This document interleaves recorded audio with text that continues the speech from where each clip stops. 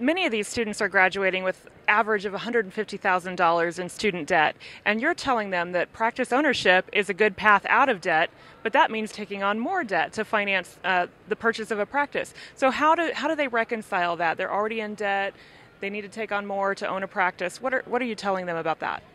I think it's a good question. It does seem a little counterintuitive, but owning a practice, in general, practice owners make significantly more than associate veterinarians. And there's two reasons for that. Is one, they get paid for the medical and surgical work that they do in a hospital just as if they were an associate, but then they also get the profits of the practice, assuming it's a profitable practice.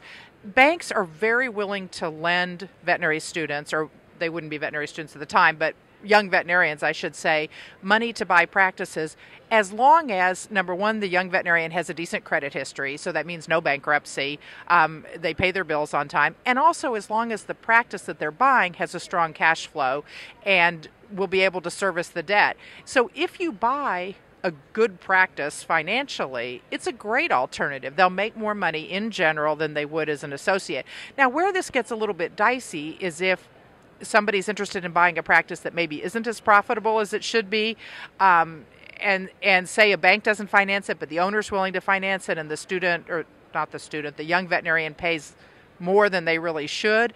A startup practice can be a little bit dicier because there's no income at the beginning. If you buy an existing practice, there's some kind of cash flow from the start. So those are the kinds of things you have to think about.